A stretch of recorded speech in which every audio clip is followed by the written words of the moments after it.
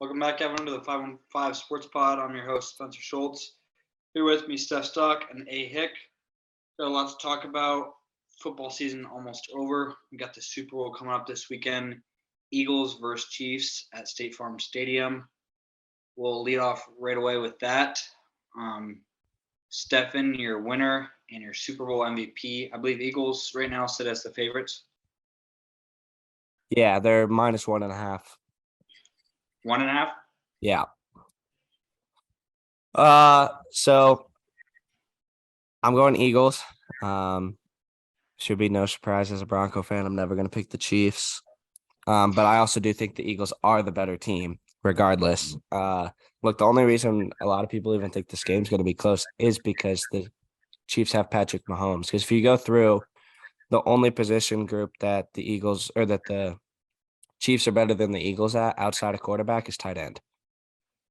Like better offensive line, better defensive line, better linebackers, better corners, better safeties, better wide receivers, better running back, like better offensive line, like all of it. It's just quarterback and tight end. And so like the Eagles should win this game.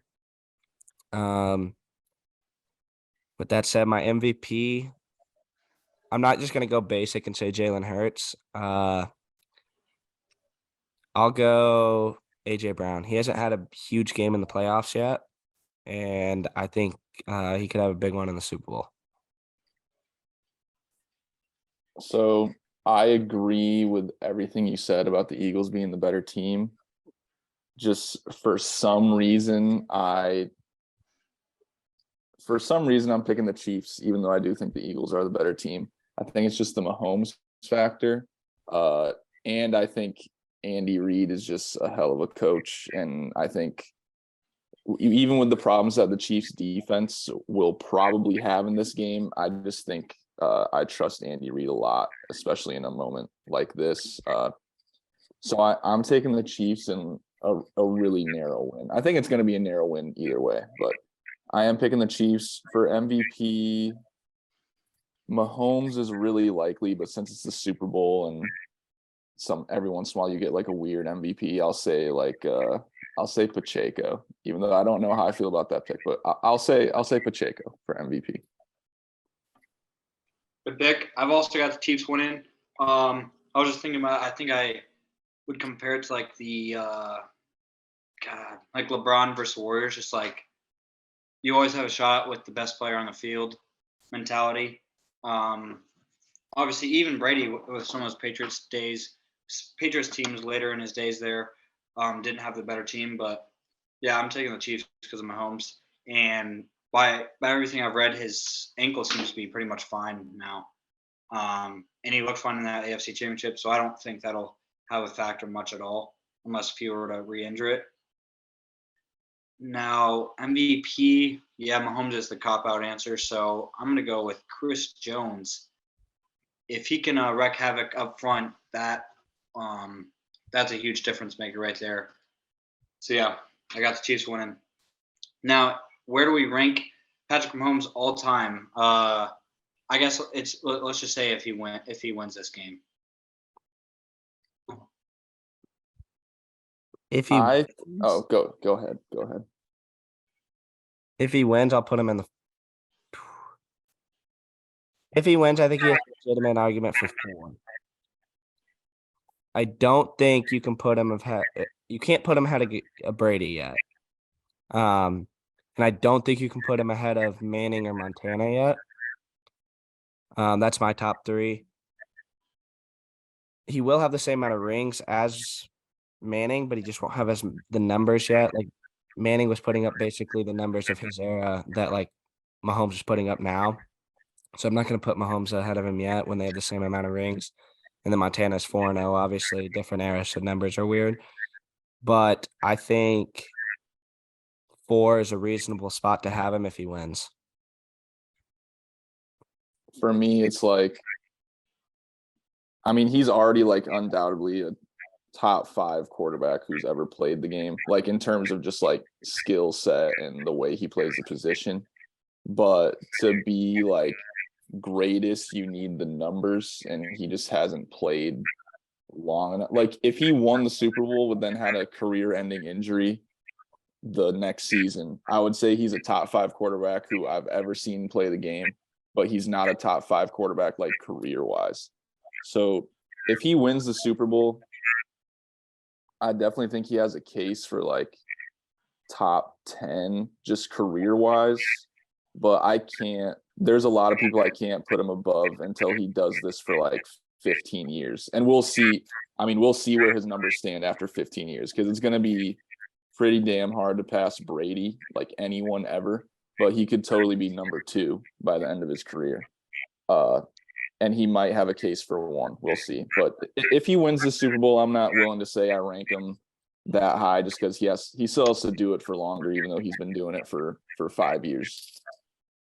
I agree. And you would also, yeah, I think you would still, like you said, if you had a season or career-ending injury, you would still take the guys Stefan mentioned, Marino, Elway, still, probably Rodgers, Breeze.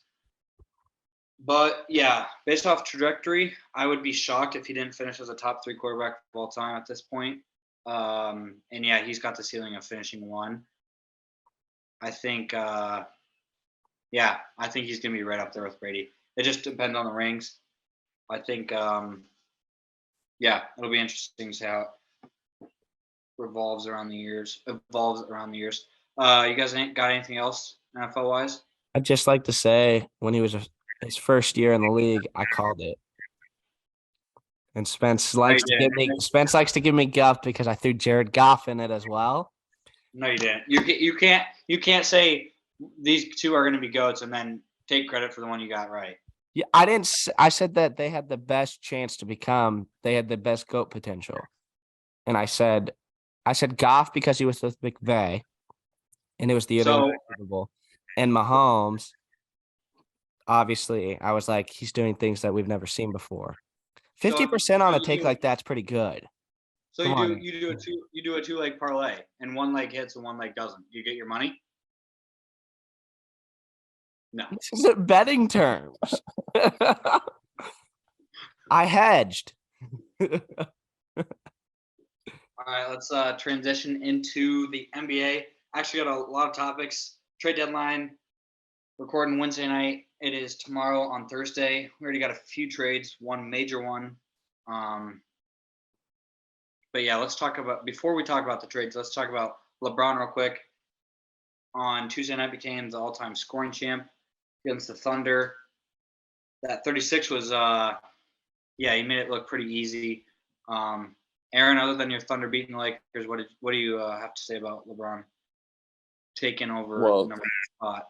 I mean, well, just starting off from a Thunder standpoint, I thought it was really cool to be a part like that. The Thunder were a part of that moment.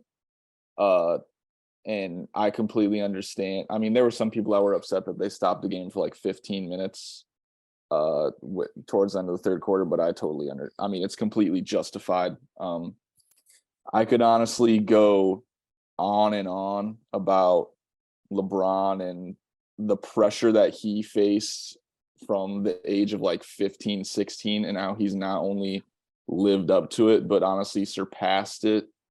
I mean, since he was a kid, it's been the Truman Show, all eyes on him, just living in a fishbowl, and just LeBron's childhood in general. Like until LeBron turned 18 and hit the league, you would not want to have had LeBron's life. Like he overcame a lot as a kid, and just to get to this point with really, if you don't like LeBron, it's usually like for political reasons, or you don't like his opinions on things. But like as a person, never cheated on his wife, father to his kids, like model citizen, and he's had all eyes on him since he was like 15, 16 years old.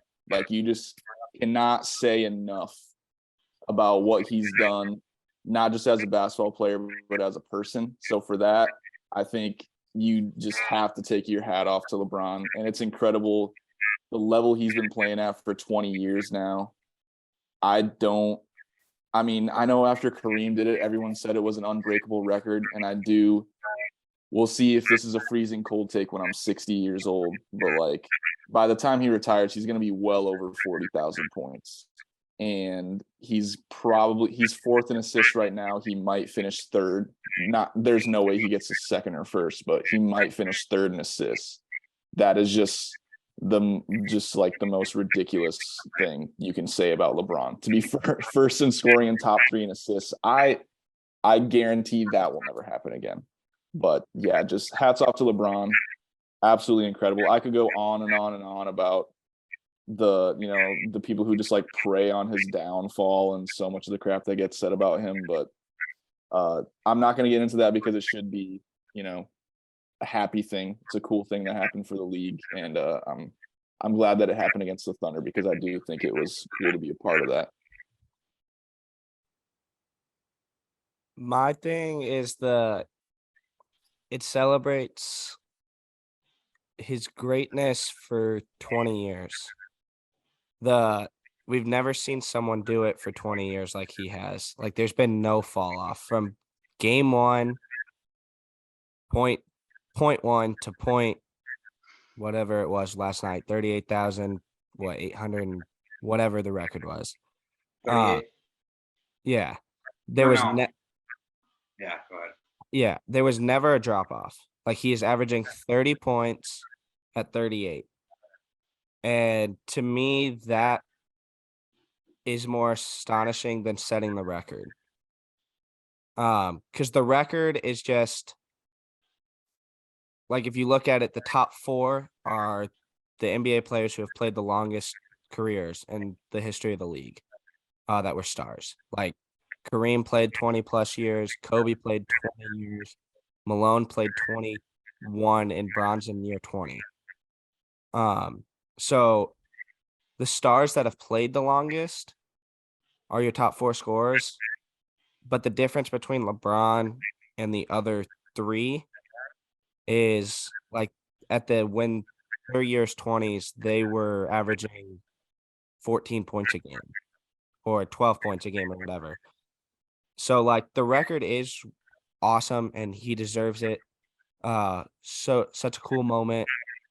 But the part that hasn't been talked about is just the greatness that he did it from point 1 to the point he set the record and beyond with 0 drop off. It's something we'll never see again in my mind. And for that reason alone, I agree. I don't think the record will ever be touched in my lifetime. See, I actually, with the way the NBA is going, just with the outrageous scoring numbers this year, I think the scoring record could actually be touched. And 20 years is a long time, but I think one guy in the NBA right now that could break it, because he hit the ground running at age 19, and he's already in year 5. I think Luka. And I think his game will age just fine. But yeah, doing it for 20 years, though, you're right. I mean, it's hard to predict anyone to do that. Obviously, a guy like Giannis, it took him like 3 or 4 years, so like he's probably out of the running. Yeah. So do you guys consider LeBron one of the best scorers of all time? Because I was listening to JJ Redick's take on this, and he was just bashing people that say he isn't, because LeBron is 5th all time in points per game, career points per game, and he's 0.1 away from being 3rd. But I think it's MJ 1, Kareem 2, KD 3, Elgin Baylor 4, LeBron 5. No, it's Wilt instead of Kareem. Kareem's not. Yeah. No, but yeah, he's clearly like one of the top scorers. Like, I'm not gonna say he's number 1. I still think Jordan's the greatest scorer of all time. Regardless of the points. Jordan 1, KD 2, in my opinion. Yeah. Like, the people who say, I was a huge Kobe fan, but the people who say he's a better scorer than LeBron, I think, are crazy, because just because he shot more doesn't necessarily make him a better scorer. Bron was way more efficient. Averages, it's tough because, like, LeBron, for me, top scorers aren't for their career. It's like their peak, right? Because, like, Kobe and Kareem's, like, scoring went points per game went down because they fell off, right? Where you don't see that from LeBron. You didn't see it from Jordan. Well, you did with the Wizards, but his points per game was so high with the Bulls that it didn't matter. Well, even on the Wizards, he had a 20 point per game season. So. Yeah. So which knocked it down. I think he averaged 31.5 for the Bulls, which is ridiculous. But the people who say LeBron's not in your top 5 scorers of all time are crazy. I have Jordan 1. I have Kareem 2 because it's the most unstoppable shot of all time. I know the numbers don't support it just because he fell off. I don't know, a 7-footer, bringing it up the floor and just popping a tray over your head. And then I have KD 3, and then I have LeBron 4. That's my top 4. I don't know who I'd have 5. There's a lot of arguments. Kobe, Steph, I think is in there. What he can do offensively is crazy. I feel like I used to see people would say Carmelo, for example, is a better scorer, which I just think, as good as he was at his peak, I still think that is just blasphemy. He's not a better scorer. He had so many. I mean, LeBron averages 27 for his career, and Carmelo, he's had seasons where he's averaged 27, but those were his best seasons, and LeBron averages that for his career. Yeah. Carmelo's had plenty of 25 point per game seasons. But I agree. In his prime, there's not a lot of people you can argue over him, but I wouldn't put him above LeBron. Yeah, I think to get into the conversation, you have to have some longevity. Mm-hmm. But yeah. Yeah, someone can't average 27 points per game and not be considered one of the greatest scorers of all time. And he takes a lot of crap for being pass first. And he's not always he has plenty of game-winning shots in his career, but he also has plenty of times where he's passed it to the wide-open guy, and people are like, oh, LeBron doesn't want the moment. And it's I don't know, there's a reason that he's 4th all-time in assists, too. Yeah. Real quick, I'll give you guys a quick little answer. Or actually, I'll share my opinion and let you guys go real quick. Is it a coincidence that the same week that LeBron is about to break the scoring record, there's a day of Michael Jordan, what was it, highlights on ESPN? Yeah, they did Jordan Day. For 20. I don't think 3/23. I don't think he was involved in that. I think ESPN just decided to do it. And yes, it's not a coincidence. He was involved in Last Dance. Obviously, yeah. It's not a coincidence either, though, that they did that. And hey, I'm not bashing on him. Yeah, no, this is kind of a good segue into what I'm going to talk about later in one of my talking out their ass segments, which I'll save what I'm going to say on this whole stuff then for them. But yeah, it's not a coincidence for sure, even if he wasn't involved in this one. And I'm not crapping on him. A lot of these guys would with how big their egos are, but I just think it's funny, I get texts from my dad's a huge Jordan fan, and he's like, LeBron is so full of himself. He's like, bull crap, MJ wouldn't do that. And then LeBron, LeBron's said a few times lately that he thinks he's the greatest player ever. I feel like Kobe would have said that about himself. MJ for sure thinks that about himself. He's probably said it. I don't know if he has, but I don't know. Yeah, everyone's he's never said it publicly, but he says it privately. But I'm there wasn't this media coverage back when he played. I just can't stand all the double standards. And yeah, you can think MJ is the GOAT. I'll respect that. But I just can't, the double standards. Well, I think the Last Dance was the biggest thing where that was clearly MJ's way of trying to remind the public about. And it worked. Yeah. I had friends, Hunter's, my friend Hunter was a big LeBron fan. He's like, dude, I think MJ's the GOAT after watching a documentary. And I'm like, dude, come on. You can't have that be your basis for who's the GOAT. And that was, if you hear and I know Scottie Pippen and Michael Jordan's relationship isn't the greatest right now, but if you hear what several people said about how it was entirely Jordan's like pet project. A lot of people weren't really able to say what they wanted to say or weren't even asked at all. It was entirely like painting Jordan, and I mean they slightly touched on some of the bad stuff, but it mostly was to like, present the GOAT to the public. There was a reason, and first of all, it's one of the greatest sports documentaries of all time. I think it is the greatest. But there's a reason it came out when it did. Two things can be true. Mm-hmm. Yeah, I still haven't watched it. I need to watch it. I just haven't. You haven't watched it? Mm-mm. Bro, it's so good. Like, even Yeah. as a LeBron guy, like, it's just like that you are like, That was during COVID, right? yeah, it came out Yeah. peak COVID. And it was just like something that like you could sit down and watch I during was focused the on NFL. Vanderpump Rules a little too much. Before, I don't know, one or two pods from now, you need to binge it and then give a review. Yeah. Stefan, Vanderpump was tonight. Oh, I got something to watch No. on the bus. All right, let's get into the trades. So obviously the big one, Kyrie Irving headed to the Dallas Mavericks, along with Markieff Morris, made it over as well. In return for Spencer Dinwiddie, some picks, and Dorian Finney-Smith. What were your guys' initial thoughts on the trade? Obviously, Joe Tsai or whatever, the Nets owner publicly said he purposely didn't want to send him to the Lakers because that was Kyrie's preferred destination. Which, hey, by the way, I don't have a problem with it. He can be petty all he wants. Kyrie's Kyrie. But give me your guys' thoughts on that trade.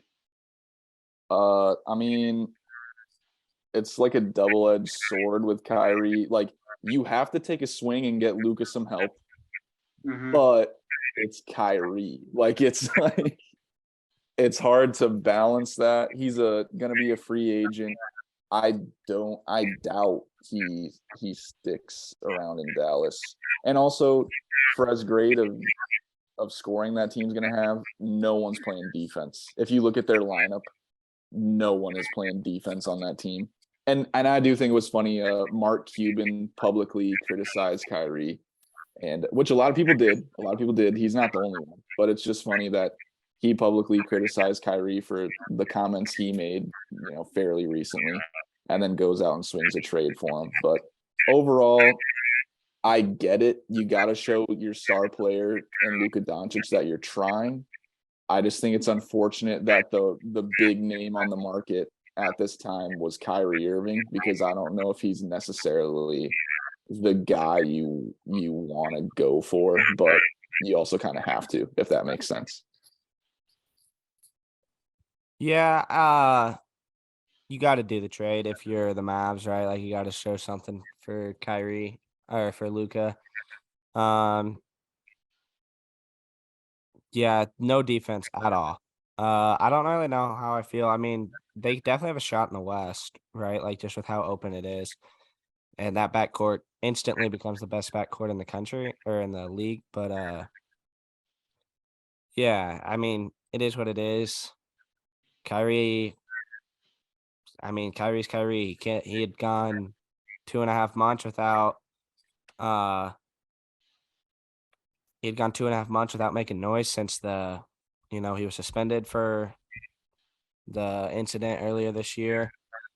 And so of course he had to, pop back up in the news. Like, the Nets, before KD got hurt, all of a sudden were like the second best team in basketball, right? Like, record wise, they were up to like 28-12. KD gets hurt, starts to kind of tail off, and then all of a sudden, like, KD's about to come back, and it's like, I want out. But it's like Kyrie, I guess, and that's who he is. I feel bad for KD, kind of, because he did kind of ruin the league for 3 years. But yeah, yeah, I saw Kyrie wants like a 4-year, $200 million deal in this offseason, which maybe Cuban or an owner will give it to him, but I don't know. But yeah, I agree with you guys. Mavs had to do it, especially to send Luka a message, and get him some more talent. I agree, though. Definitely a chance in the West now. I am worried, though, for their wing depth. Dorian Finney-Smith, obviously you're going to include him in a trade for Kyrie Irving, but I think that's an underrated loss in that trade because he was a really solid wing defender for them. But yeah, trade they had to make. Dude, We what had do you do with KD? Like, if you're the Nets, got. I guess because like he wanted out over the offseason, right? you just ask him if he wants out at this point. I would let him out and trade him before tomorrow for the best package you can get, probably. But if not, you always have the offseason. Who's doing it though? Like what teams do you think are making that trade in less than 24 hours from now? Suns would do it in a heartbeat. Get Ayton in the deal. I mean, I know Claxton's emerged, so I don't know. You It'd probably be like Crowder, Bridges. Yeah, if I'm the Nets, that's the guy I really want is Bridges. I'd guess they probably would do like Crowder, Bridges, Paul, and a couple You think Paul first. would be in it? I think he's got to be for the numbers to work. Well, Ayton. Yeah, I guess Ayton or Paul, CP3, but like apparently it was reported that the Suns want to build around Booker, Bridges, Cam Johnson, and Ayton, and that like Chris Paul's available to be moved. Obviously, they offered him up in the Kyrie deal. I like building around those first three, but Ayton is just I don't know. I think they made a mistake there matching that offer. Do you feel better if you're? I mean, we got to see if he keeps it up. But with the way Cam Thomas is playing right now, do you feel better about letting KD go and not force him to stay? When I mean, they're not winning a championship with Cam Thomas, but the way he's playing at the age of 21 right now, like that could be. He could be the next guy who just like suddenly starts averaging 30 points per game because there's been a few of those guys this year. I'd say if anything, it'd be. I mean, his past 3 games would incline me even more to keep KD, and just see what you could do in this offseason. See if you can get Simmons back. You guys still got some other good pieces. Clarkson's been really good, Dinwiddie. But yeah, I think it would be inclined to keep KD even more with Cam Thomas's emergence. I agree, but then the ball's entirely in his court, though. If he wants to go, I think they probably got to try to throw something together. But it's just a matter of it's kind of late. It depends on if they've had initial talks with any teams, I guess, and there's anything on the table. But yeah, I guess they would probably have to resort back to like where they were at over the summer if they were going to try to get something done before the deadline. I don't think he'll get moved before the deadline. I'd be pretty shocked. But I definitely think he could get moved in the offseason. It's pretty crazy the scoring that's being put up right now. I mean, no offense to Cam Thomas, but he comes off playing 15, 20 minutes a game during the season. Kyrie gets traded, and now he's got 3 straight 40-point games. He wasn't even doing that. Like he was barely getting minutes. I think he was playing. I mean, he had several like inactive games where he was playing like 5-10 minutes, and then since then crazy. He's 21 points in 23 minutes, 19 points in 24 minutes, 44 points in 29, 47 points in 39, and 43 points in 39. Yeah, which so is just the first 5 games he's gotten any kind of regular minutes, he's averaging 30-some points per game. I'm not gonna say I saw this coming, but when the Nets drafted him, I was like, oh shucks, like he can score the crap out of the ball. So it's crazy he wasn't getting minutes. Like you don't just like not give minutes to a dude who then can just go casually drop 40 in 3 straight nights. Like that doesn't happen. So like I don't know what the disconnect was with the Nets, but like you would have thought like he'd be a bench guy for them for sure. Yeah. All right, let's take a quick break, and then we'll be back to discuss a few more trades and a few more NBA topics. Moving into the next trade, we'll discuss talk about the Lakers one first. Lakers get rid of Russell Westbrook finally.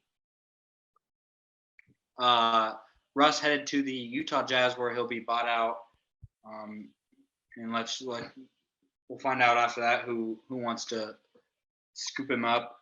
The Wolves got Mike Conley. And did the Wolves also get a pick or the Jazz get a pick? The Wolves got a second, I believe, and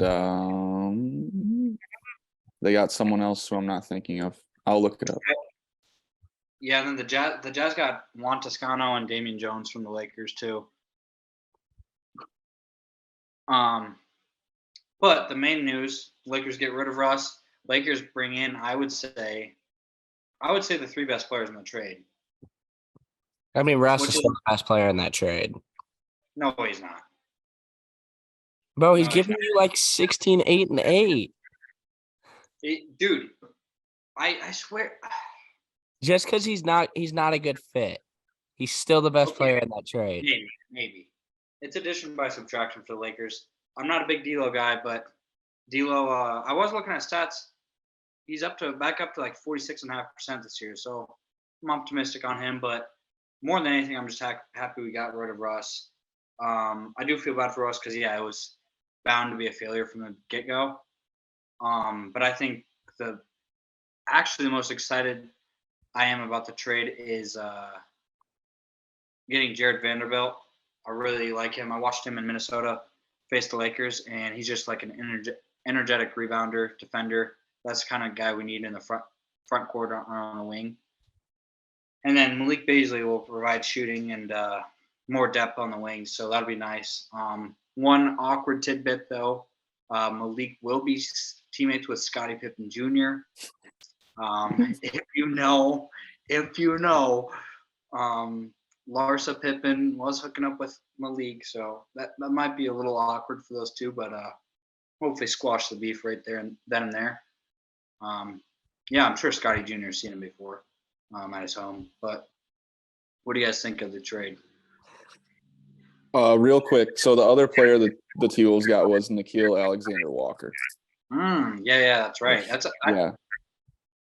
Yeah. See, the main thing I was surprised about is that the T-Wolves were willing to do another trade with the Jazz because that Gobert trade is not looking good.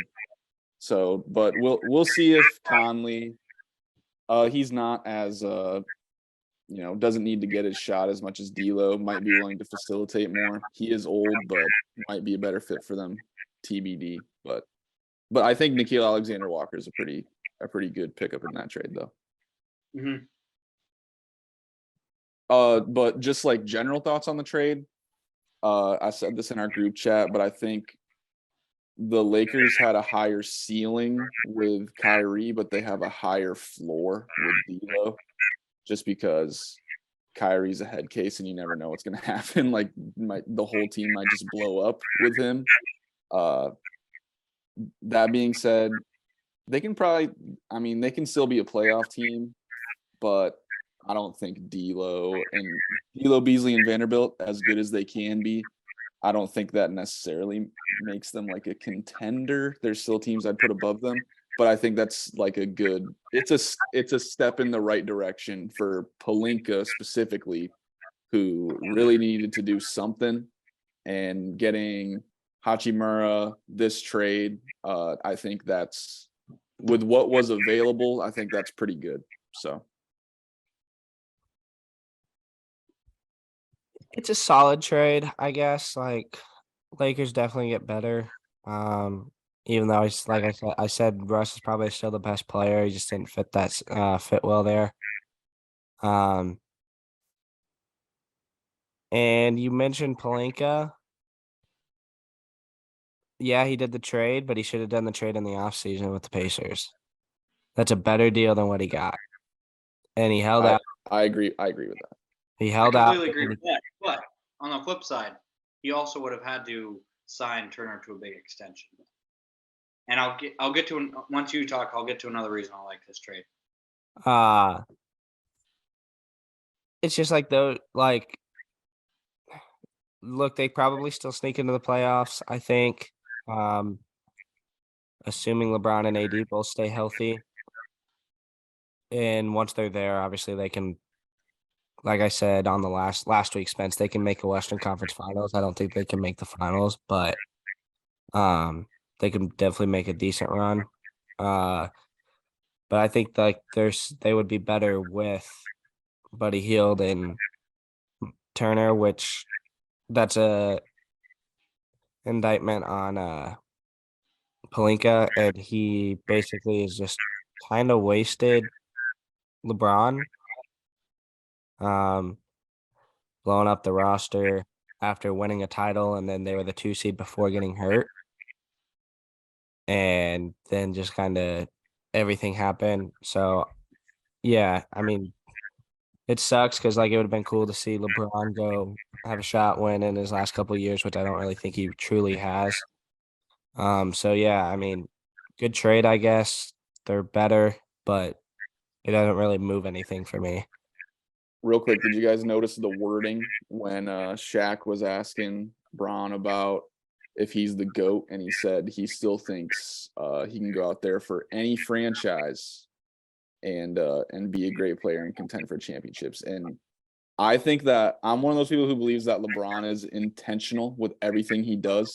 I think he's a pretty calculated person, and he said any franchise for a reason, which I think everyone knows he's going to go wherever Bronny goes. But the fact that he was saying that in the middle of the season, I think pretty well sums up how he feels. But anyways, go ahead, Spencer. One last thing I like about the trade is D'Lo's contract is over after this year, so if that's a disaster, you just walk away. And then you have cap space to go possibly get a Kyrie in the offseason. Vanderbilt only owed $4.6 million next year, and then Beasley on a team option. So I just like how I like how they don't have to hold on to a contract like Russ's for next season But yeah, I'm all in on getting my heart broken again. I don't know. It's making the playoffs is gonna be tough. We're still sitting like 13th, so. But I just I like the roster much more now. I think it makes a big difference. Still think we could use another shooter or two, but I think one last thing Pelinka can do tomorrow is I've seen they're trying to offload a guard or two because we have a lot of guards, and I would ship Pat Bev off to his podcast full time. No questions asked. He was, I mean, I know it's just one game, but there were multiple players, specifically Josh Giddey, who were just busting his what. Like, defense is supposed to be his calling card, and he's got guys just doing whatever they want on him. Yeah, Giddey. I remember Giddey missed the layup and then got the putback. There was another one where he just got backdoor cut and he was just standing there. Yeah. He's not even good he's horrible at defense now. I don't know how. And him, I know his options were limited, but he's continued to play Schroeder, Russ, and Pat Bev together, which is just. See, I remember when I hate to make everything about the Thunder, but I remember when the Thunder ran out a 3-guard lineup of SGA, Schroeder, and CP3, and that was one of the best lineups in the NBA. And I don't know if Ham, because he has Schroeder and I guess Russ, if he's trying to capture like a similar thing, but it's just not, the pieces don't fit at all. That Thunder team was fire. Should have beat Harden. Should have beat Harden. Yeah, And Russ. Speaking of, where was Dort last night to shut down Braun? Was he hurt? Yeah, he's got a hammy thing going on. I wish, man, I wanted, because I honestly don't think LeBron gets 36 if Dort is guarding him all night. Just because I know how Dort, just looking at Dort, when he made that shot over Kenrich Williams, you could see Dort on the bench and he looked very mad. Like he wanted to be out there guarding him. And I think it's possible LeBron could have got like 25, 30, but I think Dort would have taken that assignment very, very seriously. And I kind of feel cheated we didn't get that. But I'm not hating. I'm happy LeBron got it. Speaking of, I do like J-Dub. He's Really, he's nice. Just a classic Presti pick. 12th overall from Santa Clara, and he's like a top 3 rookie this season. He's nice. All right, let's discuss one more trade. A somewhat small one, but we'll see if there's another one tomorrow. Another one or two. But Cam Reddish and a pick for Josh Hart. Josh Hart, I was looking to average like 19 a game in 13 games for the Blazers last year when he arrived in Portland. This year dropped down to like 9.8. His shooting numbers are really down. And then we know Cam Reddish has struggled to get playing time in New York again. Yeah, I'll ask for your guys' thoughts on the trade, and then I'll ask for your thoughts on a specific Reddish question. But yeah, who wins this trade?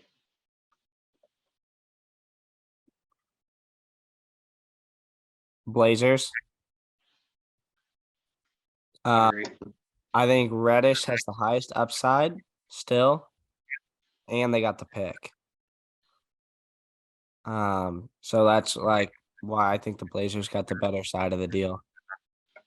Yeah, when a trade happens between two teams that each get one player and the players are fairly even in stature, whichever team gets the pick, I'm gonna say got the better side of things. And like Stefan said, I think Reddish has higher upside.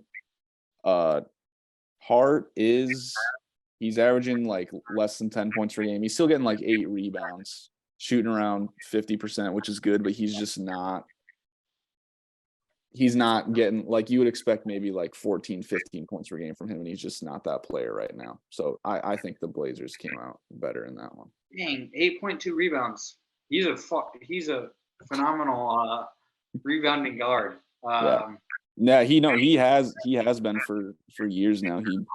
He's a good rebounder. A little bit of PTSD though. Josh Hart is reunited with Jalen Brunson. No. Just had to bring that up, man. It's already been a rough year. It's already been a rough year for us. Yeah, I would agree though. Now, my next question, before I just saw some new news, not really anything huge, but Cam Reddish. A lot of people on Twitter, obviously he was famously ranked ahead of Zion for a while in the recruiting class back a few years ago. A lot of talent. A lot of people feel like he's being shorted in the NBA in both Atlanta and New York. So do you think it's more he sucks or those people are right? Which side would you lean towards? Because obviously it's a little bit of both, but I tend to lean more towards, at this point, he's not very good because I don't know. It's been 2 teams now. It's been multiple coaches. He was really inefficient in college. I don't know. I still got it 50-50, probably leaning more a bit toward he sucks. We'll know in Portland. If Portland's the same way, he's done. But Learn Chinese. yeah, learn Chinese. Cam Reddish, you are a Shanghai Shark. But no, even when he was in college, when he decided to be a one and done, I thought that was a bad decision. I mean, he was gonna get drafted high no matter what, but he averaged, I guess I don't remember how many points per game he averaged, but I remember he shot like horrendous, like 35% or something like that, and just did not looked like he needed another year, if not 2. And so I'm not really surprised that the NBA thing isn't working out for him, because the college thing didn't work out either, really. So yeah, if it doesn't work out in Portland, he's done for. But I'm pretty much firmly on the side of there's a reason people don't think he's getting a fair shake, because he was a high recruit and went to Duke. If he were any other guy or went to a different school or wasn't a top high school recruit, people would see him for what he is. I'm seeing that John Wall is going to be bought out or traded, and then I've seen Russ linked to the Bulls and the Clippers. So I mean, Clippers might swap Go to out the one. Clippers. Go to the Clippers. Do not come to the I've seen, or that would mean the Clippers possibly swap out one washed guard with another washed guard. Now, Stefan, you were just saying Russ was the best player in that trade. Now, why don't you want him on your own team? We already have too many people who don't play defense and don't pass the ball. I also think if the Clippers are in on him, he's picking the Clippers. He stays in LA, gets to reunite with PG. Hey, I hope he ends up with the Clippers. I swear. I hope he does. That could knock him out of playoff contention. He is better than John Wall, though. Playoff He is better than contention. John Wall. Dude, it's the same crowd in Staples Center, bro. They're going to be heckling him just the same. I actually didn't ask you guys, it's tough. Like, where would be a good fit for him at this point? Honestly, I think Utah's a good fit. No, he hates Utah. He hates the fans in Utah. I'll tell you from his years in OKC, he's not. Even if the Jazz wanted him, he would tell them to cut him. I can tell you that. Just because of the PG connection, I think the Clippers are actually like, I'm not saying he's going to go to LA or stay in LA and win a ring. I'm just saying that because of the roster and who is on it, particularly PG, that's a decent fit for him. But the thing with Russ at this point is like, he plays better when he's not trying to be a part of what other stars already have going. Like, the Lakers thing was destined to never work out because they already had Bron and AD. The thing with Harden, he played his best with Houston and actually carried the team for a while when Harden was hurt. When they were on the court together, it wasn't so great. Bradley Beal had a really good season with him, but at that point in time, Russ is a bigger star than Bradley Beal. So he needs to go somewhere where he's either 1 or 2 in the pecking order, definitely not 3, and that wouldn't be the case with the Clippers either. But there's not many teams where that's going to happen. So I don't know where I see a good fit.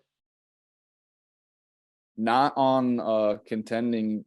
There's several contending teams that he's not a fit with. He's a fit with some playoff teams, but not. Nice, the Clippers. I think the only contending team that would be interesting to me would be the Heat, if that's assuming they got rid of Kyle Lowry. The Heat are a third team that I've seen that would have interests. Assuming I would hope Lowry would be gone. I wouldn't want big booty Lowry and washed Westbrook in the same backcourt.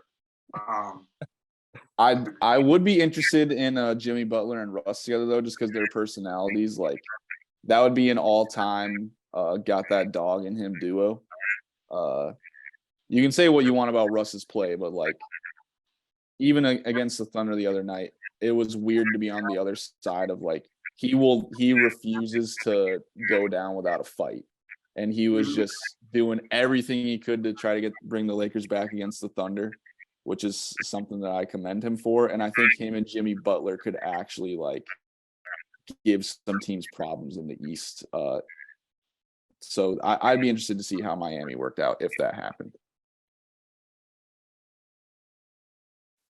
Also, you guys see Jaylen Brown is out for he has a facial fracture. He'll be out for a little while. So Celtics are going to be down a star. Yeah, he took an elbow from Tatum. Maybe they get Russ. Matt would kill himself. Yeah, Celtics would be fine. Anything else, Stefan, for that trade? Not really. Russ? All right. Unless we got anything else, let's move into our talking out their ass segment, and then finishing up with the throwback legend of the week. So I'll start with one of my talking out their ass, and then you guys can do yours, and then I'll finish with my second one. So my first one is good old lefty Phil Mickelson. As Spencer knows, we were on COD at the time when he was going rogue on Twitter talking about how Live Golf would destroy the PGA if they matched up in like a Ryder Cup style format, and then talk crap about Tiger. Basically, took a shot at Tiger, who made his entire career as well. Basically said like something about a cart and how he can't walk anymore. Yeah, Phil, like, shut up. You suck. You've sucked for the last 6 years outside of one event. You're irrelevant, and just go quietly because you're just losing dignity every single time you talk. All right. Well, I don't have anything to follow up with that's me taking shots at anyone on that level. But so I've got a couple. Jeff Pearlman, who I like him a lot. He's written some really good books on different athletes. He writes for Sports Illustrated. I'm sure both you guys saw the celebrity/family montage they put together congratulating LeBron when he reached the milestone last night. And Kendrick Lamar said something about like how like he proved the doubters wrong and blah blah blah blah blah.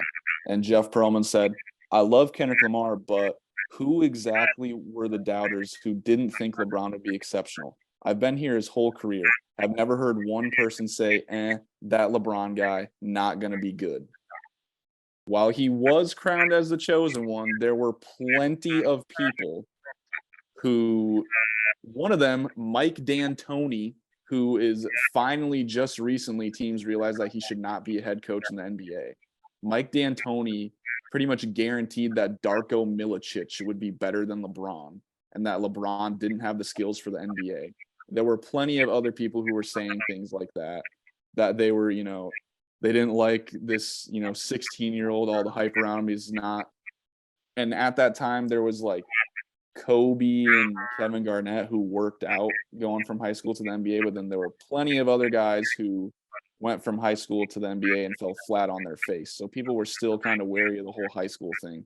So it's not a major talking out their ass, but like Jeff Pearlman, there were plenty of people who were like guaranteeing that LeBron was not going to be good in the NBA, which also makes it incredible that, 20 years later, look at what he's accomplished.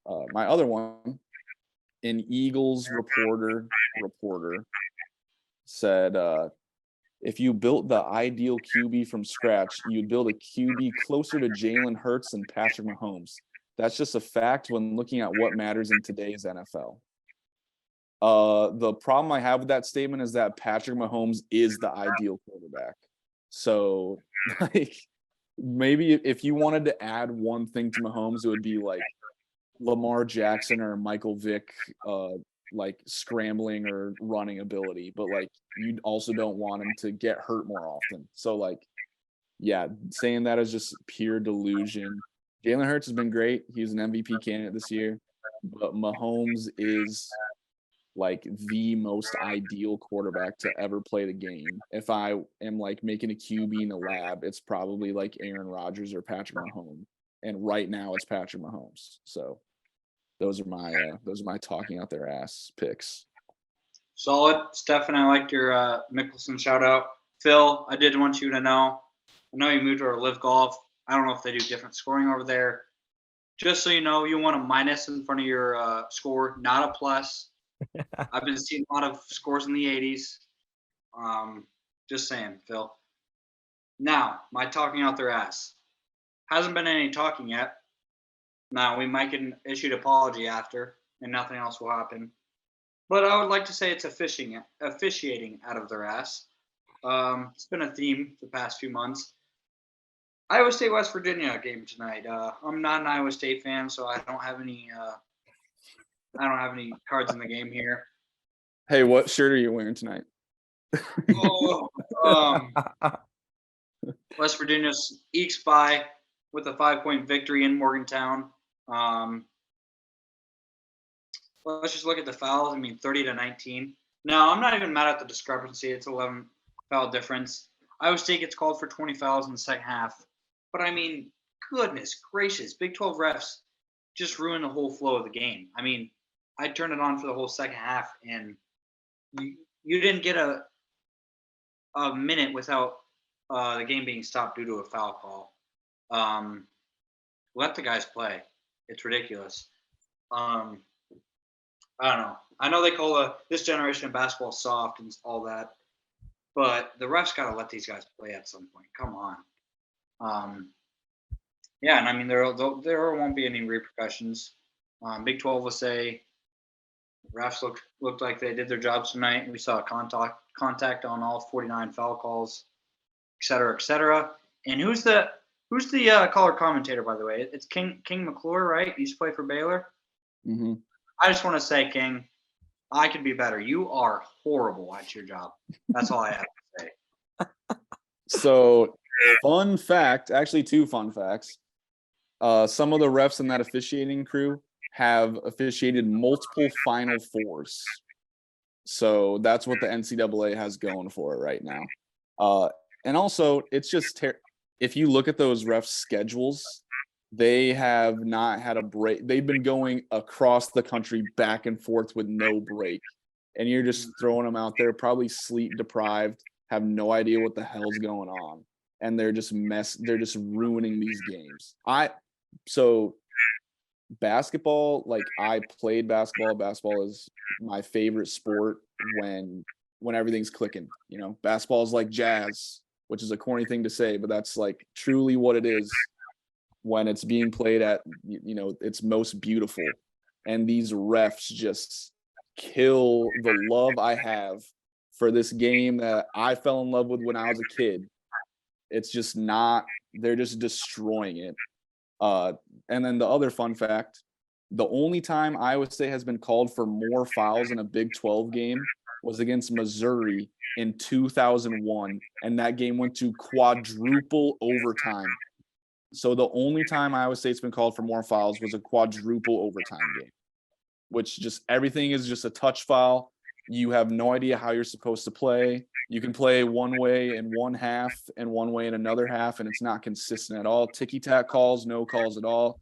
I could go on and on and on. It's just it's horrible. It's horrible. It ruins every game. So, 3 players called out too. 3 for the Iowa State. Another adding one to for that, 2 before the last media timeout. And West Virginia was in the, I can't remember if it was the bonus or double bonus, but they were in the bonus before the first media timeout of the second half. They called it was 6 or 7 fouls in like 52 seconds. Something like that. So adding to that, Carolina game last night, Wake Forest had a kid who shot 28 free throws. Like, that's more than all of what Carolina shot as a team, and they shoot the 3rd most amount of free throws in the country. So yeah, refs in general in college basketball suck. I'm just gonna leave it at that. Now, All right, my last one, and then we can move on to legend. This will be quick. I am calling out all of sports media. Bro, every single I hope they watch this. every single talk show today, instead of celebrating what LeBron James did last night, was LeBron or Michael. Who cares? 2 greatest players of all time, different eras. Like, you can have that argument some other time. LeBron set a record last night. Why are we bringing up Michael Jordan? Like, I am a Jordan guy. Spence knows this. We've had lots of arguments about it. Today should have only been about LeBron James, and it was half about Jordan and half about LeBron. Like, stop comparing them when LeBron does something great at this point. Let LeBron get his recognition for doing something fantastic that's never been done before, and leave it at that. I don't need half of a talk show to be an argument that the country has had I don't know how many times. I'm sick and tired of seeing it every other week, man.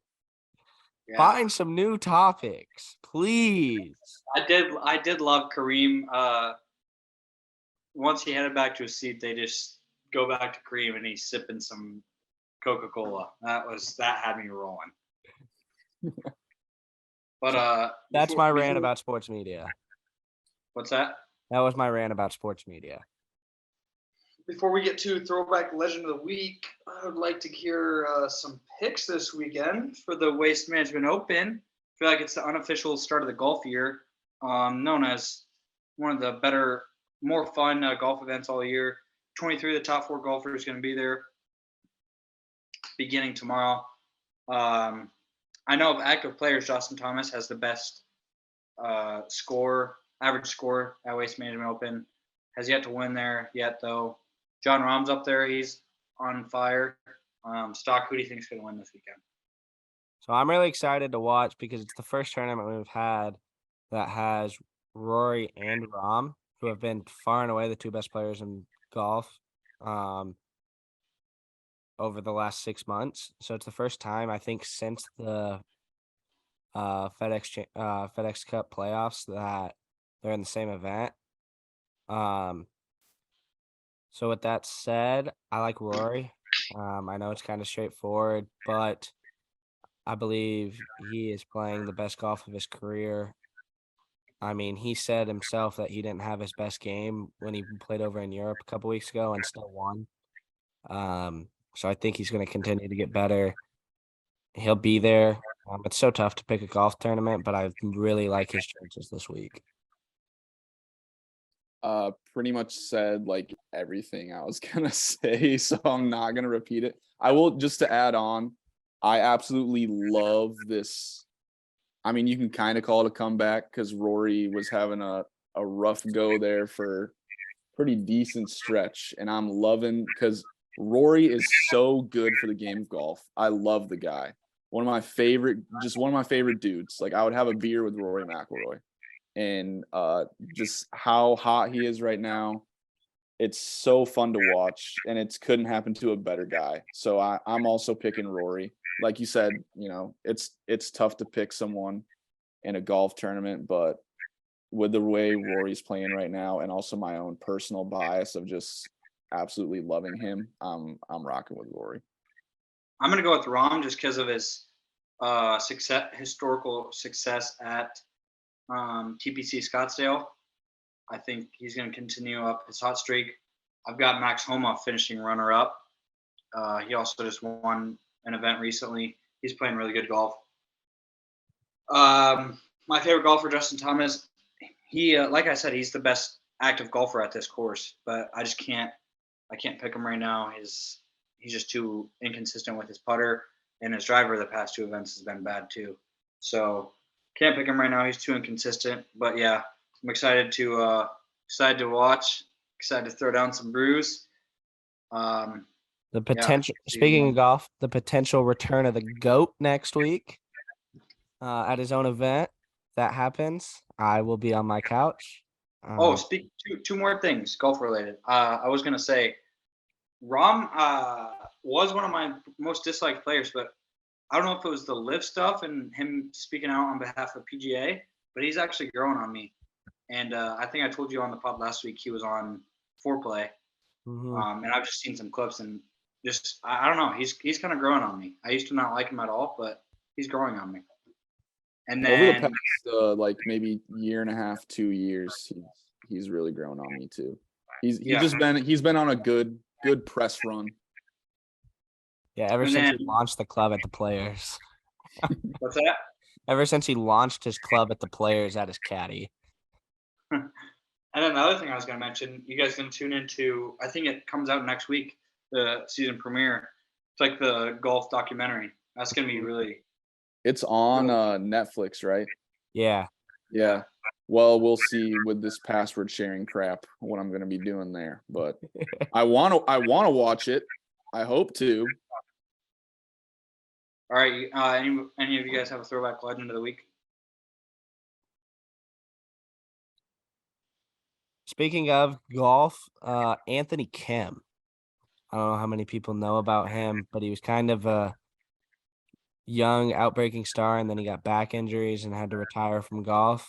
There was a little bit of rumors floating around a couple weeks ago that he was going to join Live because all his medical bills were like he can't ever play PGA Tour golf again. But like Liv's not PGA Tour, so who knows? Be kind of cool to see him. He might actually be like one of the few who could get me to tune into Live because I don't truly remember him, but everybody says he was like a super fun watch. All right. Is that the throwback legend? Is that? You can do one too. That's just mine. Well, shoot. I don't know. You got anyone, Spence? No. I'm trying to since so much NBA stuff happened this week. I will bring up.